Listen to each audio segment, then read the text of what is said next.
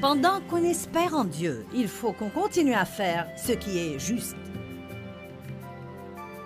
Quand j'ai un problème personnel, cela ne me donne pas le droit de lâcher et d'arrêter de poursuivre l'appel de Dieu pour ma vie. Restez avec nous dans Jouissez de votre vie.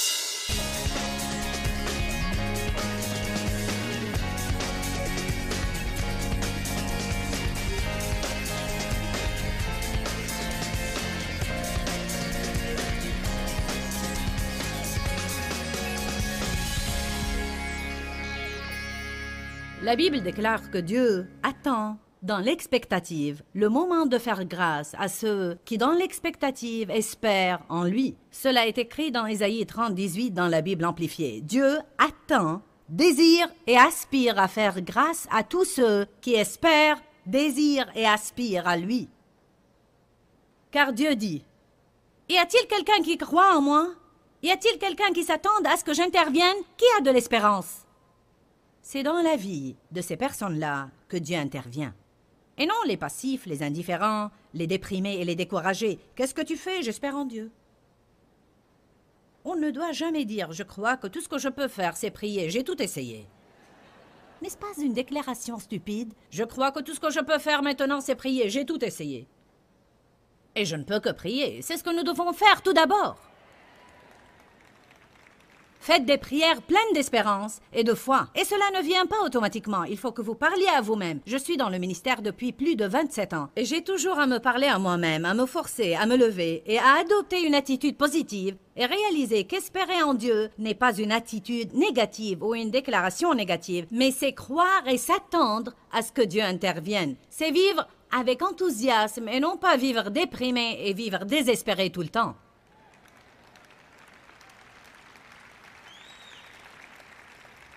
J'ai un enseignement que je vais prêcher bientôt quand je trouverai le temps opportun et qui est intitulé « Gardez votre passion et votre enthousiasme au sujet de Dieu ». Je crois vraiment qu'on s'habitue souvent à ce que Dieu fait et les choses qui nous enthousiasment et nous encourager à nous lever chaque jour et aimer la vie deviennent dépassées. Il est merveilleux de servir Dieu. Comment feriez-vous face à vos problèmes sans Jésus? Ce ne serait pas amusant, n'est-ce pas? Allez au psaume 25. Je veux qu'on lise 3 psaumes sur l'espérance en Dieu. Qui a besoin de cela ce soir?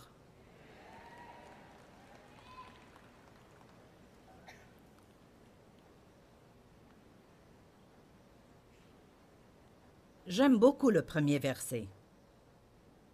En fait, je l'ai souligné en jaune dans ma Bible. Et je lis souvent le psaume 25. Il est écrit « Vers toi, Seigneur, j'élève mon âme ». C'est le premier pas. « Seigneur, je te donne ma vie.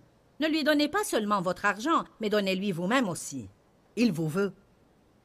Mon Dieu, je me fie à toi, et je me tourne vers toi, et en toi je mets ma confiance.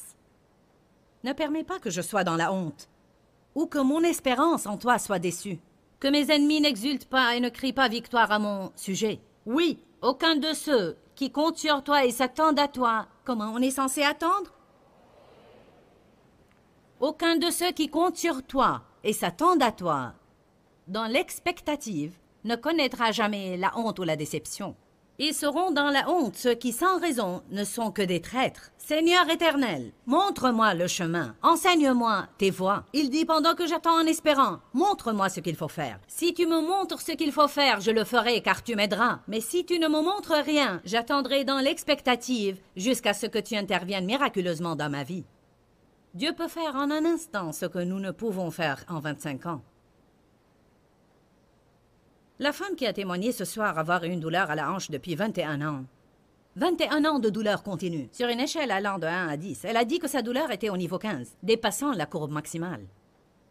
21 ans.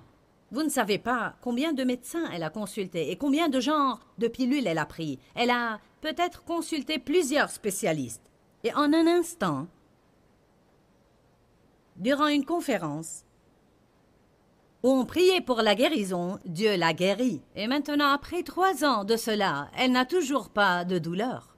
Elle n'a rien pu faire par elle-même en 19 ans, mais Dieu l'a guérie en un instant. Amen.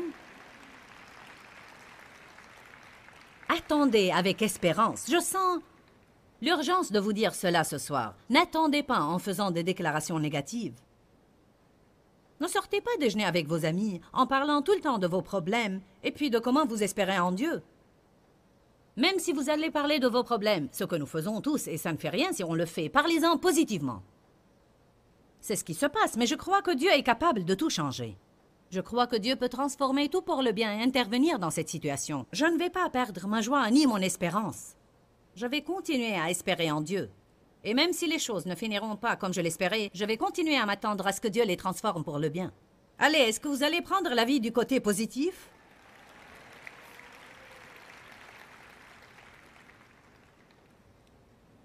Tout au long de ce psaume, David témoigne de sa foi en Dieu et non pas de sa peur. Il ne parle pas beaucoup de ses problèmes, mais il déclare en fait comment il est sûr que son espérance en Dieu ne le laissera jamais honteux et sans réponse. Allez au psaume 33, 22. J'ai été rempli d'enthousiasme quand j'ai lu ça. J'ai dit, oh Jésus, alléluia.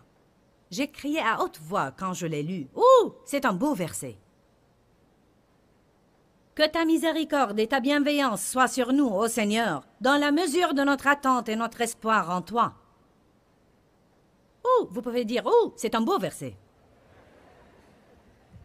En d'autres termes, il dit, avec la même mesure que nous espérons en toi, Seigneur. Avec cette même mesure que ta miséricorde et ta bienveillance soient révélées dans notre vie. Si j'espère un peu en Dieu, je recevrai un peu d'aide. Si j'espère beaucoup en lui, je recevrai beaucoup d'aide. Nous devons également arrêter de mettre notre espérance dans les personnes, arrêter de mettre notre espérance en nous-mêmes et dans le système de ce monde. Et nous devons mettre toute notre espérance en Dieu pour qu'il fasse le nécessaire. Et si Dieu ne peut pas le faire, alors c'est sûr que je ne pourrai pas le faire. Le psaume 37-34 nous dit aussi quelque chose d'important. Il déclare, pendant qu'on espère en Dieu, il faut qu'on garde ses commandements. Vous ne m'avez pas entendu. Pendant qu'on espère en Dieu, il faut qu'on continue à faire ce qui est juste. Quand j'ai un problème personnel, cela ne me donne pas le droit de lâcher et d'arrêter de poursuivre l'appel de Dieu pour ma vie. Quand j'ai un problème personnel, cela ne me donne pas le droit de ne plus donner mes dîmes et mes offrandes. Quand j'ai un problème personnel, cela ne veut pas dire que j'ai maintenant la liberté de ne plus traiter les gens comme il faut, car après tout, j'ai un problème et vous devez comprendre que je suis sur mes nerfs. Allez, je parle à quelqu'un ici ce soir. Vous dites, j'espère en Dieu, mais est-ce que vous continuez à garder ses commandements? Dans Deutéronome, chapitre 8, pas besoin d'ouvrir vos Bibles, mais quand Dieu a guidé les Israélites à travers le désert où ils ont erré pendant 40 ans, la Bible dit qu'il les a guidés dans le chemin long et difficile afin de les tester et de les éprouver pour savoir s'ils garderaient ou non ses commandements. Je vous dis, si vous n'allez pas adorer le Seigneur dans le désert, vous ne le ferez pas au sommet de la montagne.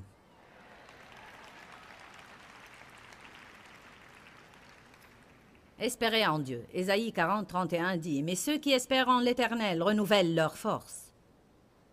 Ils prennent leur vol comme les aigles. » Quelque chose va se passer pendant qu'ils espèrent. Ils vont renouveler leur force. Mais ceux qui espèrent en l'Éternel renouvellent leur force. Ils déploient leurs ailes comme les aigles. Ils courent, courent et ne se lassent pas. Ils marchent et ne se fatiguent pas. Et pendant que vous espérez en Dieu, vous vous fortifierez dans votre foi pour faire quoi que Dieu vous demandera de faire et au moment qu'il précisera. Si vous n'avez pas la force de Dieu en vous, ce qui arrive à beaucoup de gens, c'est qu'ils ne gardent pas leur foi forte et dès qu'ils ont un problème, ils se hâtent pour se fortifier dans la foi.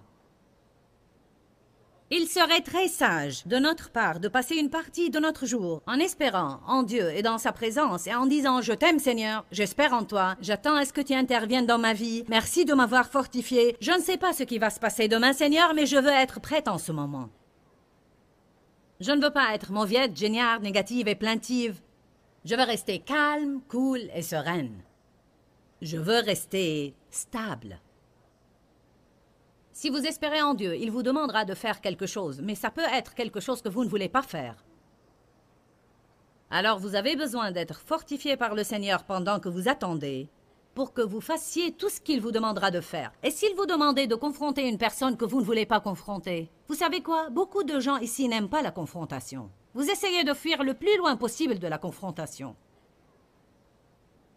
Mais Dieu veut souvent qu'on confronte les gens et qu'on confronte le mal dans notre vie. Et si Dieu vous demandait de continuer à faire une chose à laquelle vous voulez échapper? Et si Dieu vous demandait d'abandonner une chose à laquelle vous voulez tenir? Vous avez besoin de force pour faire cela. Et si vous étiez dans une mauvaise relation? Et si vous teniez à une relation d'amitié avec quelqu'un? Ou une relation amoureuse qui vous entraîne de plus en plus dans le mal et dans le péché? Mais vous êtes attaché à cette relation émotionnellement. Votre âme est liée à la sienne dans cette relation. Vous craignez d'être seul. Et si Dieu dit ce que vous devez faire, vous avez espéré en moi, et maintenant vous êtes convaincu dans votre cœur que vous devez oublier et abandonner cette relation, car en fait, elle empoisonne votre vie. Mais rien en vous ne veut cela. Vous avez besoin de la force et de la grâce de Dieu pour le faire. Et si Dieu vous demandait de rester avec quelqu'un avec qui vous ne voulez pas rester? Et si tout ce qui est en vous veut dire « Sors d'ici tout de suite ». Tu m'entends? Sors d'ici. Je ne veux plus te supporter un jour de plus. Et si vous étiez comme Agar dans Genèse qui s'était enfuie devant Sarah car celle-ci l'a maltraitée, et l'ange de Dieu l'a rencontrée dans le désert et lui a dit « Retourne chez ta maîtresse et humblement sois lui soumise. Retourne chez elle !» Je parle avec quelqu'un ce soir. Et si Dave avait perdu tout espoir en moi au début de notre mariage, je n'étais pas facile à vivre. J'avais beaucoup de problèmes dans ma vie. Beaucoup de problèmes. Et ce n'était pas tout de ma faute car j'ai été maltraitée et j'avais du mal à savoir qui j'étais, à plus forte raison comment agir. J'avais besoin d'aide. Vous savez quoi? Il se peut que Dieu vous assigne la responsabilité d'aider une personne qui serait une écharpe dans votre chair au début. N'avez-vous pas prié pour que Dieu se serve de vous? Si, mais ce n'est pas ce que je voulais dire. Salut, je parle à quelqu'un ce soir. N'avez-vous pas prié pour que le Seigneur se serve de vous? Seigneur, laisse-moi aider quelqu'un. Vous savez, on veut aider les personnes agréables. On veut aider les personnes qui réagissent.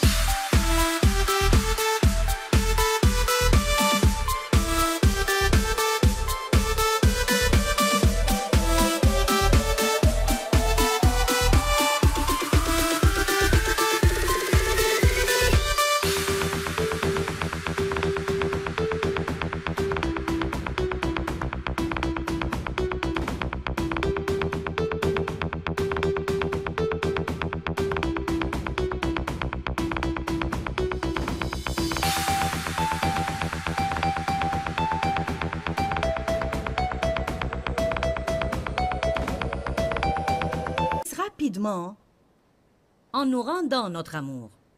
Et si Dieu vous demandait de rester dans un endroit où vous ne voulez pas rester, ou de quitter un endroit où vous voulez rester, et si votre patron vous rendait fou, mais vous êtes la seule lumière et la seule espérance dans ce lieu obscur, et vous voulez plus que tout quitter ce lieu, mais Dieu vous dit « Je veux que vous y restiez. » Allez.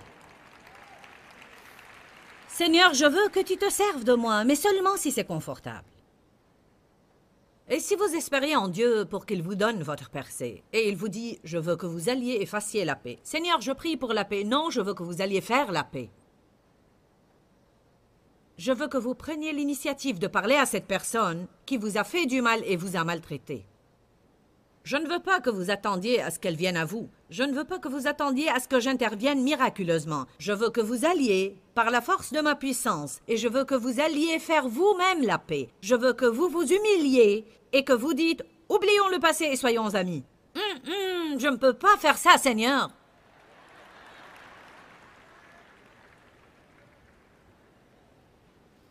J'ai déjà découvert que mieux vaudrait que je m'humilie et que je m'excuse auprès de quelqu'un que de rester dans le désarroi.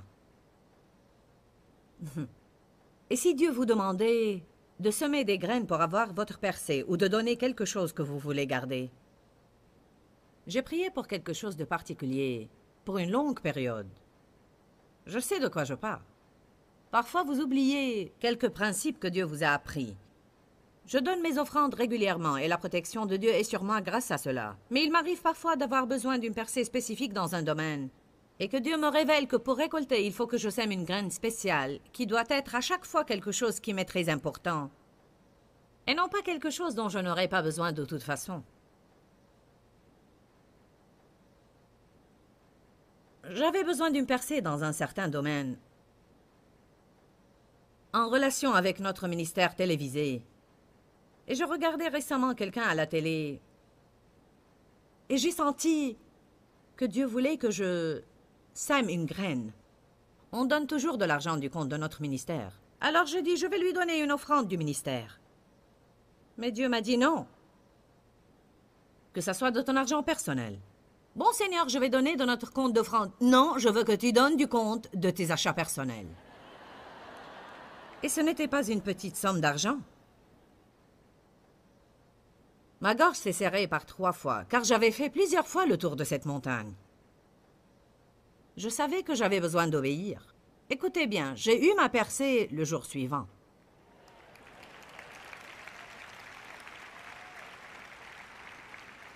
Et maintenant, j'espère en Dieu régulièrement. Peut-être que si je n'espérais pas en Dieu quand il m'a demandé de faire ce que je ne voulais pas faire dans le naturel, je n'aurais pas eu la force de le faire. Tous ceux qui espèrent en l'Éternel renouvellent leur force.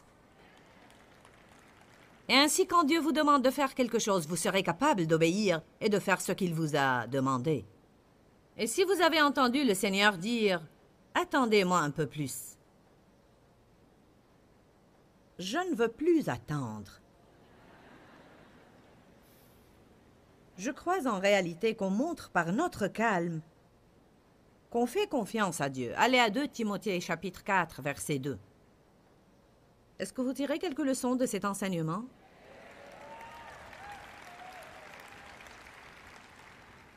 Vous êtes silencieux. Vous avez à m'encourager un petit peu.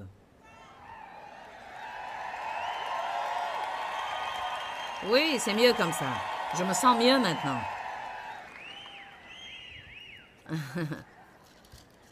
2 Timothée chapitre 4, verset 2. C'est un beau verset. Au fait, je vais commencer par le verset 2. Et je vais lire quelques passages qui ne paraîtraient pas pertinents, mais ils le sont. Paul donnait à Timothée des instructions sur l'appel de Dieu sur sa vie qui consiste à prêcher l'Évangile.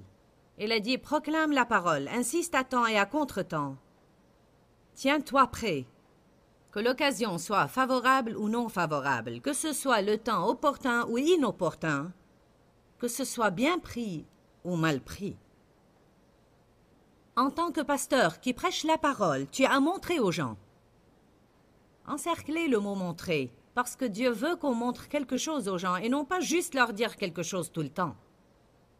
Tu as montré aux gens dans quelle mesure ils vivent dans le péché. Convainc, réprimande, reprend, encourage et exhorte par ton enseignement, et cela avec une patience inlassable.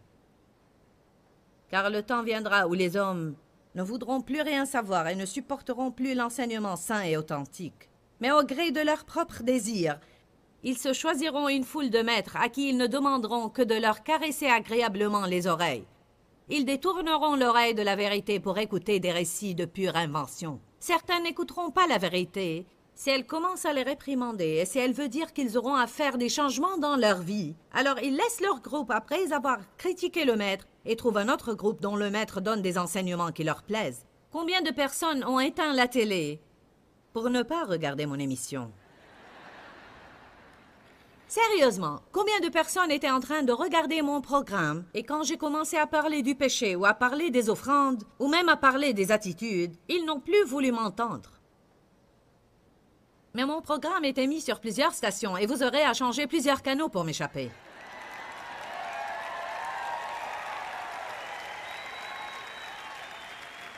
Car vous changez de canal pour regarder un autre et me voici de nouveau.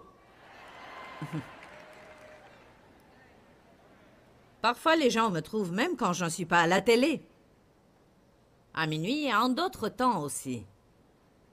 Il m'était un plaisir d'entendre un homme dire « Au fait, il a témoigné de cela de l'estrade. » Il a dit « Dieu essayait d'intervenir dans ma vie et je ne voulais pas cela, je ne voulais pas entendre, ni mener une vie chrétienne. » Il a dit « Je changeais de canot et je suis tombé sur ton programme et je ne voulais sûrement pas t'entendre. » Pour qui elle se prend? Une femme audacieuse qui crie après tout le monde pour leur dire ce qu'ils doivent faire. Il a dit « J'ai essayé de changer le canal, mais en fait, je n'ai pas réussi. » Et il a ajouté « Ça doit être la batterie. » Alors je me suis levée et j'ai changé de batterie, mais sans résultat. En réalité, le seul bouton qui marchait dans la télécommande était celui qui augmentait le volume.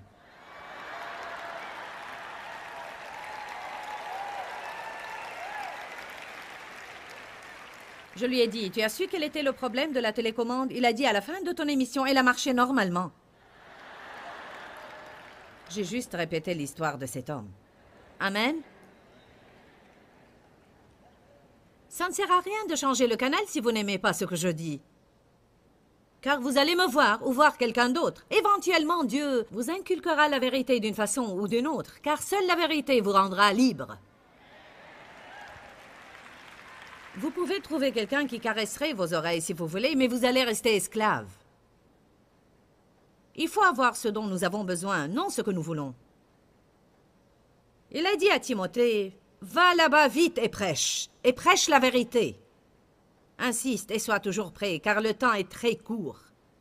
Montre aux gens dans quelle mesure ils vivent dans le péché. » Verset 5. « Mais toi, Timothée, pendant que tu fais tout cela, écoute bien ce que je veux que tu fasses, Timothée, pour que tu sois fort en Dieu. Je veux que tu restes calme, sobre et serein. » Wouh! Alléluia! J'ai découvert que si je reste calme, cela intensifiera l'onction sur ma vie. Marc 4, n'ouvrez pas vos livres. Jésus est resté calme face à la tempête. Et cela lui a donné l'autorité sur la tempête. Les disciples n'avaient pas d'autorité sur la tempête. Ils n'avaient pas de paix en eux-mêmes pour pouvoir apaiser la tempête. Ça ne dépend pas non plus de ce que nous faisons extérieurement. Il s'agit de notre paix intérieure et de notre sérénité. 1 Pierre 3 dit que Dieu se réjouit dans l'esprit doux et paisible qui n'est ni inquiet ni tourmenté. Planificateur, attention! Car quand vous faites votre beau petit plan, votre petit plan parfait pour un jour parfait ou pour une semaine parfaite, préparez-vous alors à voir vos plans bouleversés. Parce que les parfaits petits plans, en général, réussissent rarement. Dieu m'a dit quelque chose que je veux partager avec vous, et je crois que si vous me comprenez bien, combien d'entre vous sont de grands planificateurs? Bien, beaucoup de personnes. J'ai une de mes filles qui ne planifie pas, et une autre qui planifie chaque seconde de la journée. Devinez laquelle est en paix, celle qui ne planifie pas. Elle dit, que sera, sera. Béni soit Dieu. Qu'est-ce que tu fais, Laura? Rien, je peux venir, bien sûr. Dieu nous a créés différents les uns des autres, et nous sommes constitués différemment pour des appels différents. Et personne n'a à s'excuser pour ce qu'il est. Mais parfois, notre plus grande force devient aussi notre plus grande faiblesse. Il se peut que votre plus grande force devienne le facteur dont Satan se sert pour vous attaquer. Je crois sans aucun doute qu'il faut planifier, car ceux qui ne planifient rien sont souvent ceux qui n'accomplissent rien. Alors j'ai toujours des plans. Voilà ce que Dieu m'a dit, rappelez-vous de cela. Faites un plan, et puis prenez ce plan dans la prière et offrez-le à Dieu comme un sacrifice. En d'autres termes, maintenant, Seigneur, j'ai mon plan, et c'est ce que je veux voir se passer aujourd'hui, cette semaine ou durant ces vacances ou n'importe quand. On parlait aujourd'hui de l'importance de rester calme et serein, et je suis sûr que des millions de personnes qui nous regardent maintenant ont besoin même maintenant dans leur vie d'être calmes et sereins. Si c'est votre cas, ne pensez pas que vous êtes hors norme, car je vous dis que cela arrive assez régulièrement à nous tous. Jésus a abordé le sujet dans Jean 16, 33 et dans d'autres passages dans la parole de Dieu. Et il a dit, vous allez avoir des tribulations, c'est une promesse. Vous allez avoir des afflictions et des frustrations. Mais il a dit, mais prenez courage, car j'ai vaincu le monde. Dans cette écriture, il nous dit de nous réjouir et en d'autres passages, il nous dit de rester calme. Dis-leur que je les aime. Dans ce livret, Joyce Meyer donne une révélation de l'amour de Dieu pour nous. Pour obtenir ce livret gratuitement, écrivez-nous à Joyce Meyer, boîte postale 40095-6300, Larnaca, Chypre. Ou bien visitez notre site web www.joycemeyer.org/fr.